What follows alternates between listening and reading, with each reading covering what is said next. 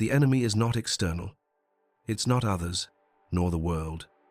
It's what lives inside you. That's what makes the soul bleed, in indecision, relapse, and the failure of will.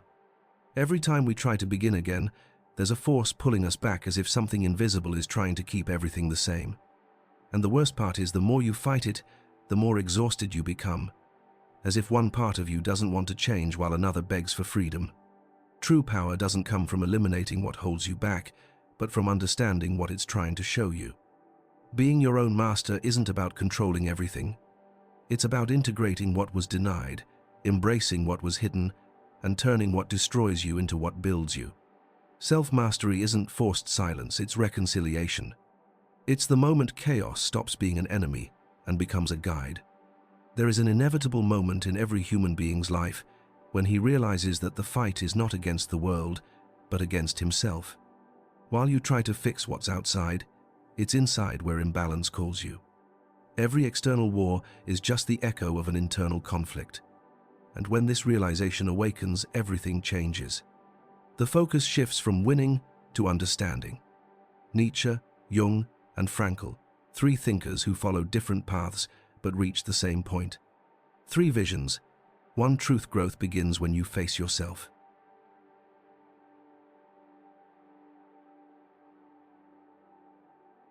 Some people spend their lives trying not to fall apart, not realizing that this constant effort to stay intact slowly destroys them.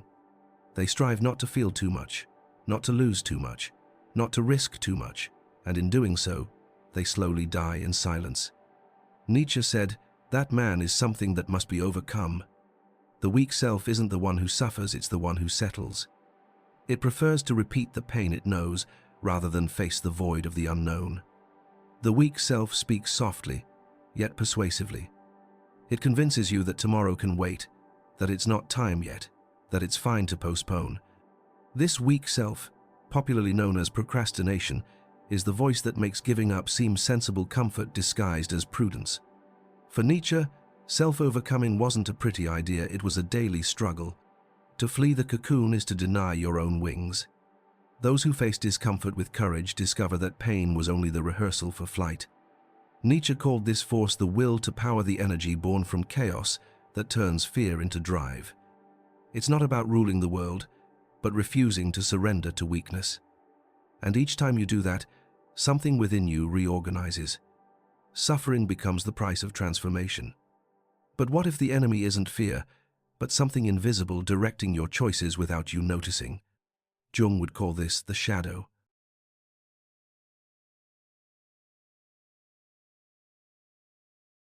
Jung explains that until you make the unconscious conscious, it will direct your life, and you will call it fate.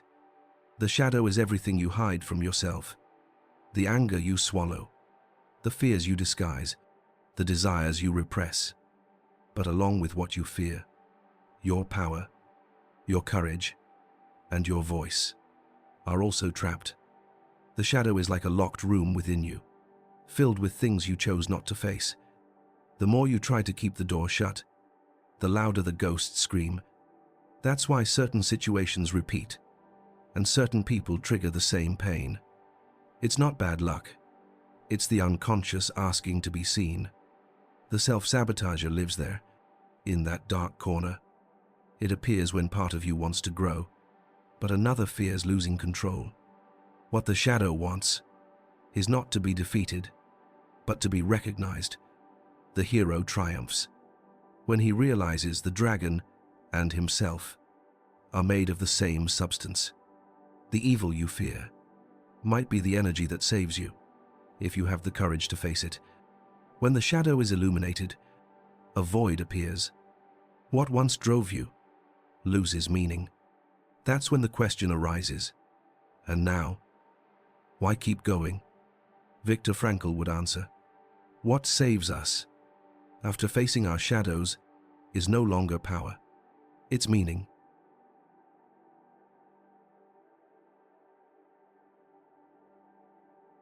Frankl learned the value of meaning in places where it seemed most impossible to exist. He survived the concentration camps, not because he believed in hope, but because he found a reason to keep going. When everything was taken, freedom, dignity, friends, only one choice remained: how to respond. And there, between despair and nothingness, he discovered that human beings can endure almost anything, except the absence of meaning. The void is unbearable, because it's there that the self-saboteur feeds. Most people think they're searching for happiness, but what they're really searching for is meaning. That's why even when everything seems fine, the soul remains restless, works, achieves, posts, travels, and still feels a hole inside. Frankl said that man is not destroyed by pain, but by lack of purpose. And maybe that's why so many lie exhausted. It's not physical fatigue. It's the soul crying out for a why. Without direction, any path feels too heavy. Meaning is not something you find at the top. It's something you build along the way. It's born when you take responsibility for your own existence. When you understand that every choice is an answer to life's question. Frankl said it's not for us to ask, what is the meaning of life? But to recognize that life is asking, what meaning will you give to me? And it's in that silent dialogue that the soul matures. Meaning isn't discovered, it's created through surrender, courage, and responsibility. Imagine a boat adrift in the middle of the sea. It's not the wind that sinks it, it's the lack of direction. The same happens with the mind. When it loses purpose, it starts spinning around its own emptiness. But when you have a cause that moves you, the chaos outside stops mattering, because pain without meaning paralyzes, but pain with purpose strengthens. What once seemed like punishment becomes a calling, and the suffering that once broke you becomes part of your rebuilding.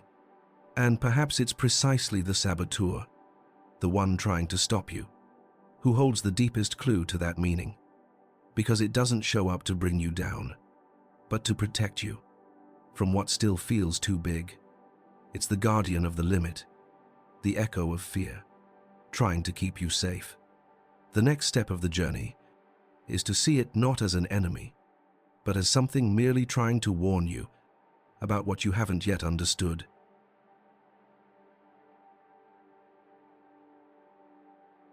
For a long time, you believed the saboteur was the enemy, that voice that appears when things start going well, whispering, "Better not. It'll go wrong. Why try again?"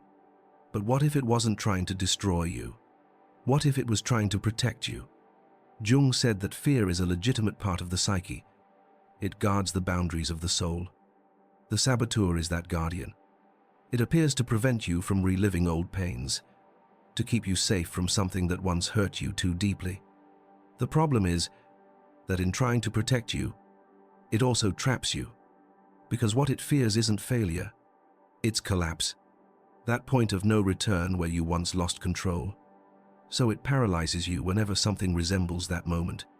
That's why when life offers you a new chance, you feel that tightness in your chest, a doubt you can't explain. It's the saboteur saying, "Be careful. It hurt once before." But it forgets that you're no longer the same person you were back then. When you start to see the saboteur from this perspective, everything changes. You stop hating yourself for freezing up. You start to realize that voice is only trying to take care of you, in the crooked way it learned to. The secret isn't to silence it. It's to listen consciously, to ask, what are you trying to protect me from? Because every resistance hides a memory, and every memory hides an unmet need. The saboteur is the guardian of what still needs healing. There's a symbolic exercise that can transform this relationship. Talk to your saboteur as if it were a frightened child. Speak to it with compassion, not anger, because that's exactly what it is. A part of you that learned to survive by hiding. Your inner child. When you embrace it, resistance loses strength. And little by little, what once paralyzed you begins to turn into self-knowledge. Fear, once a wall, becomes a bridge. And it's at this point that true power is born. The power of self-mastery. To master yourself isn't to defeat yourself. It's to understand what within you still needs care. It's transforming reaction into awareness, impulse into choice.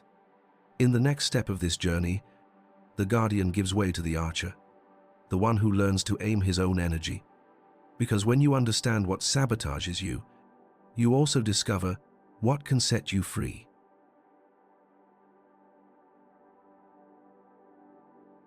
Mastering yourself isn't about being cold or unshakable. It's about learning to breathe between impulse and action. Most people react, few truly choose. And it's in that invisible space, between feeling and acting, where real power lives. Self-mastery is when you can observe what you feel without becoming what you feel. It's when fear comes, but you recognize it without letting it decide for you. It's presence, and presence is the first step toward freedom. Think of the metaphor of the archer. The bow is emotion, the arrow is action, and the target is purpose. If you pull too hard, the bow breaks. If you pull too softly, the arrow falls short. But when you find the right tension, the balance between strength and calm, the shot is precise. Life works the same way. Those who don't master their own bow miss the target and blame the wind. The wise archer knows the wind changes all the time, but the aim is always his. Self-mastery isn't suppressing feelings, it's directing their energy. Anger can destroy, but it can also move. Sadness can paralyze, but it can also teach. Everything depends on how you hold the bow. Nietzsche said, "The will to power wasn't about controlling others, but about mastering yourself." And that's the great turning point. When the energy that once controlled you becomes fuel, it's when you realize that chaos can be tamed if it's understood. But mastering yourself requires humility, because the more you observe yourself, the more you realize how much you still deceive yourself. The ego always wants to appear strong, and pride always wants to be right. And that's why so many confuse self-control with repression. To repress is to deny. To master is to understand. It's a silent, almost invisible practice, but it changes everything, because those who truly know themselves are no longer hostages to their inner tides. And it's at this point in the journey that Jung and Frankl meet. Jung would call it the process of individuation, integrating all parts, even the ones you denied. Frankl would say, it's the moment when meaning reveals itself. Because when you understand your shadows and master your strengths, something new begins to emerge. The saboteur transforms into a guide. Chaos turns into order, and fear into direction. It's the beginning of integration, the moment when the fragmented self finally begins to become whole.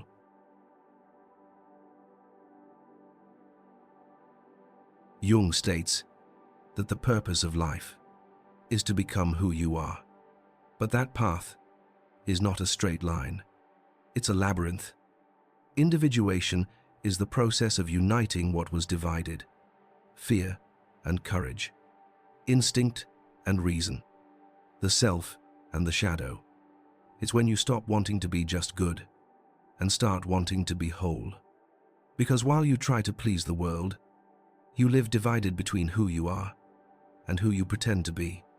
And that division hurts. It hurts because it fragments you. It hurts because you lose yourself, trying to be understood. To integrate is to accept that light and shadow belong to the same nature. It's to stop punishing yourself for feeling anger, envy, or jealousy, and start understanding what those emotions are trying to show you. Every denied part is a compass pointing to something you haven't yet healed. When Jung spoke of consciousness, he wasn't talking about perfection, but about presence. To become conscious is to recognize what acts within you, even when you'd rather deny it. It's a process that demands courage and compassion.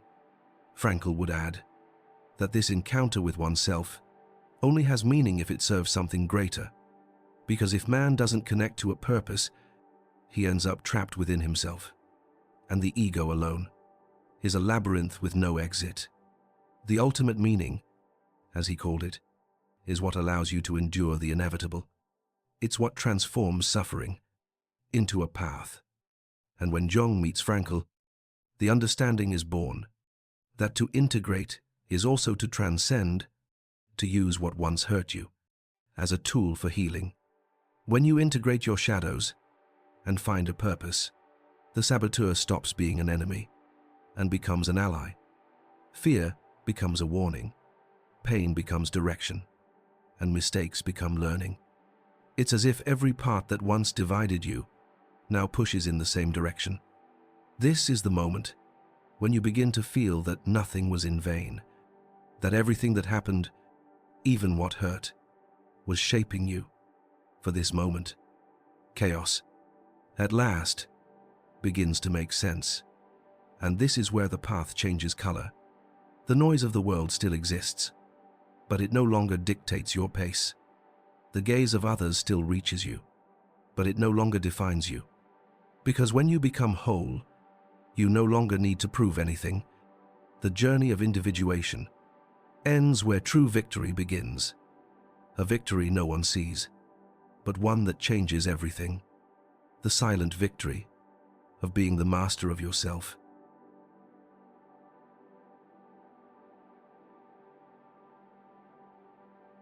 We live in a time that idolizes performance. Everything is measured, compared, displayed, as if a person's worth depended on how much they're seen. People celebrate those who conquer the world, but rarely notice those who conquer themselves. Nietzsche said, "True nobility lies in overcoming oneself." And perhaps that's the hardest challenge of modern life, being whole. In a world that fragments you, because external victory may give you status, but only the internal one gives you peace. Being your own master is a silent act. It's acting even when fear tightens your chest, when doubt screams, when pain still throbs. It's continuing, even without guarantees. The weak self seeks recognition. The strong self seeks coherence. And sometimes, victory simply means not giving up. It's looking within and saying, "I'm still here." That's the strength that doesn't shine for the world, but lights you from within. The strength of someone who's learned to stand on their own consciousness. There's a kind of victory that never appears in pictures. It happens when you learn to endure the void without destroying yourself in it. When you realize that silence isn't punishment, it's healing. That pain isn't an enemy, it's a passage, and that some falls don't diminish you. They deepen you. True growth is rarely beautiful. It's lonely, confusing, and sometimes looks like regression. But it's within that chaos that the soul begins to align with what is true. And it was Jesus who said, "In this world, you will have trouble, but take heart. I have overcome the world." He wasn't speaking of empires or political victories. He meant victory over ego, fear, and the inner noise that separates us from our essence. To overcome the world means to transcend its illusions. It's realizing that nothing outside has power over someone who's found a center within. It's what Jung would call individuation, the moment when being stops reacting and starts existing. You overcome the world. When you overcome yourself, and no one can take that from you. That's the victory that needs no applause, because it's complete in itself. It's the serenity of someone who no longer fights life, but walks with it. The peace of one who's understood. That meaning isn't at the top. It's in the step. And perhaps that's the secret. True triumph is never grand. It's silent, but it changes everything around it.